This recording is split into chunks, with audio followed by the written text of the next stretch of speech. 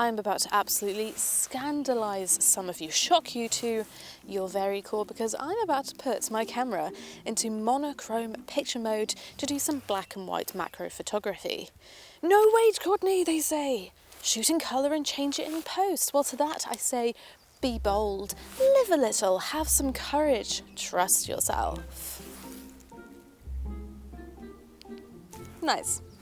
Let's crack on then. So I've managed to stumble across this small cluster of Mycene fungus. If there's a fungus, you know I'm going to find it. And found it I have. So I've got this lovely portrait shot set up here. So I'm pointing a light down on top of the caps, just slightly behind to create a bit of contrast, a bit of shadow in those caps. And now I'm just trying to position a second light in the foreground underneath these leaves to catch a bit of light in the bottom of the image there. And I think this creates overall a nice bit of contrast between the very, very dark background, our mushrooms, and that lit foreground. I quite like this because it creates a contrast in the image in general and sort of layers. You've got that really dark background, our mid layer is our subject, and that has contrast within itself, really stands out from that background. And then we've got this alternative tone in the foreground as well. So here is my image for today's video. Not just the one, just the first image of today's video. We're done, we can go home now, bye-bye, I found a mushroom.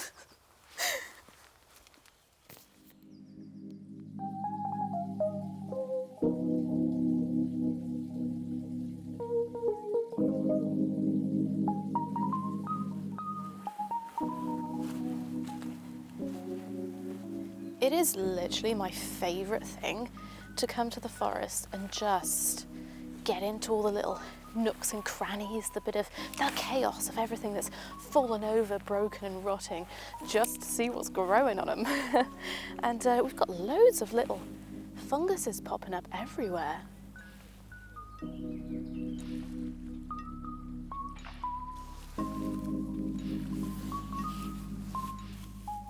So why work with specifically black and white today? I suppose it's just something a little different, a challenge, because I love to work with colour in my photography. No matter how subtle that colour is, I love a splash of colour in my images. So it really is just to challenge myself to do something a little different.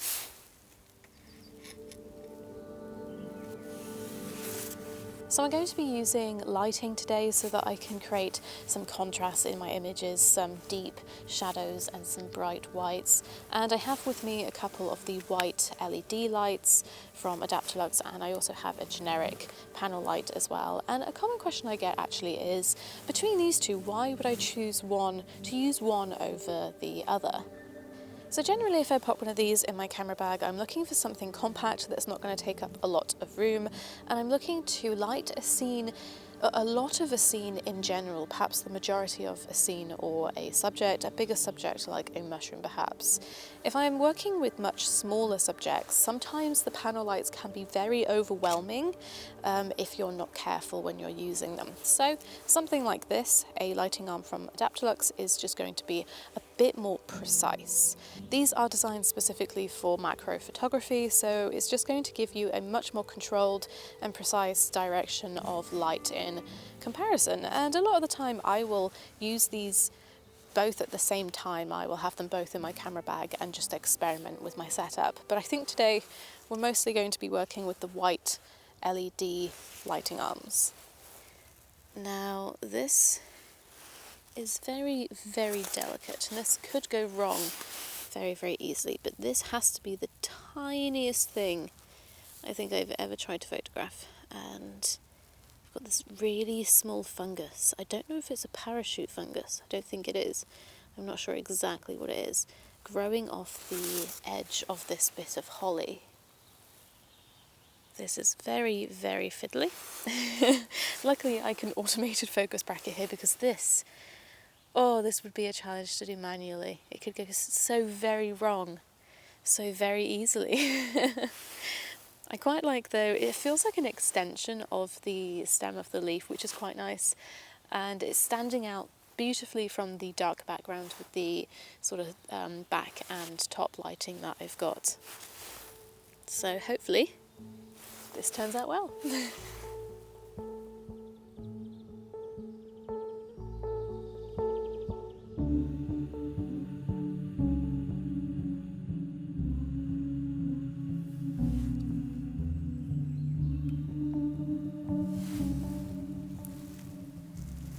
So I've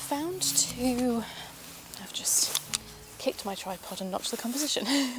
I found 2 common stump brittle stems growing underneath this log in the darkness, and I've set up a 16:9 horizontal image that I quite like. But I really want to get 2 of these pod minis behind them to create some backlighting to really accentuate their shape. But they're very, very awkward mushrooms to access.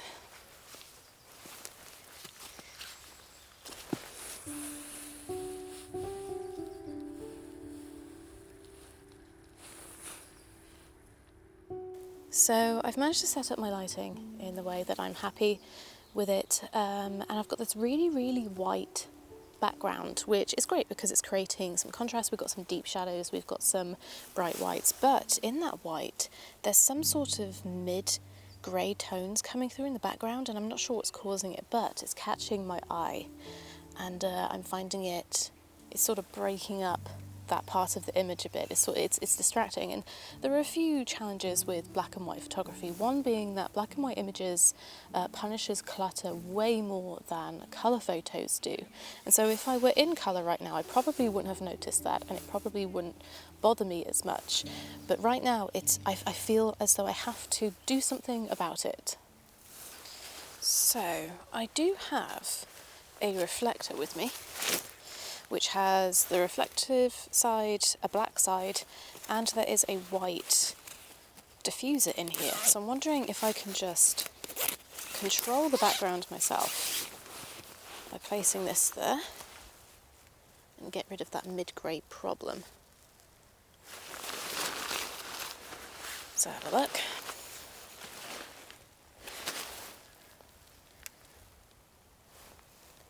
Yes, it does work. But I don't know if you then lose what the lighting is doing.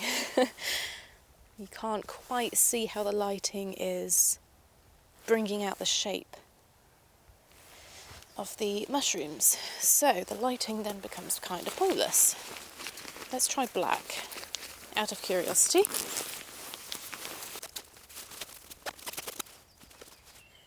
Oh, that gives a very different effect. Interesting.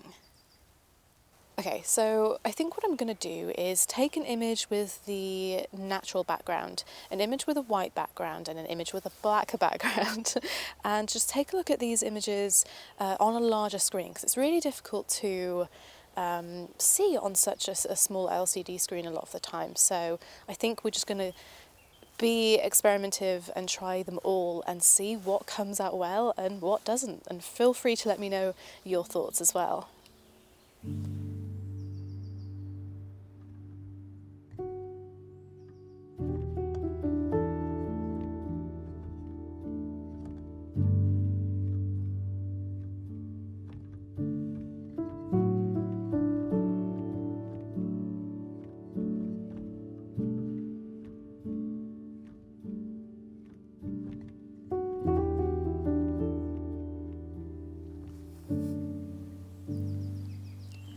So I have found my next subject. However, my back is absolutely aching with all of this being on the floor. It's been a while since I did a long macro shoot, so my back, uncomfortable. So I just need to give it a wee stretch first before I continue.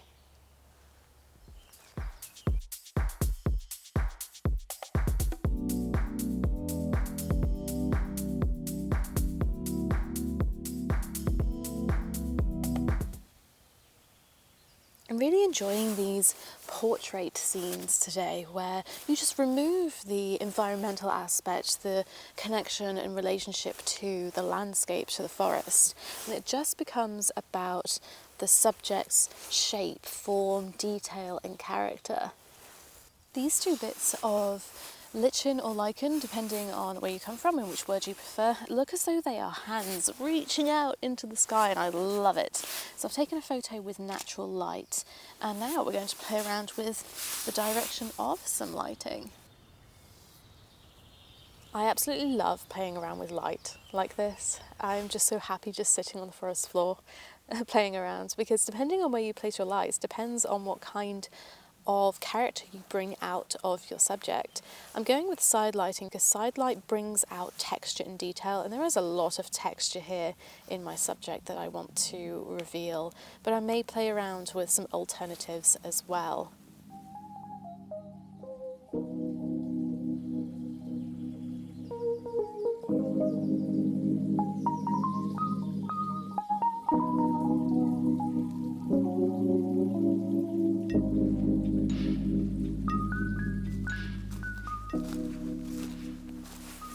So I've just come to the realization that I've been shooting in raw formats, which means that all of my images are going to be in colour when I get to the computer, so I'm going to have to convert them into black and white anyway. Oh well. If I enjoyed any of the colour versions, I'll pop them on screen for you to take a look at. If you see no photos right now, it's because I didn't like them and preferred them in black and white. Otherwise, thank you so much for watching today's video, and I'll see you next time.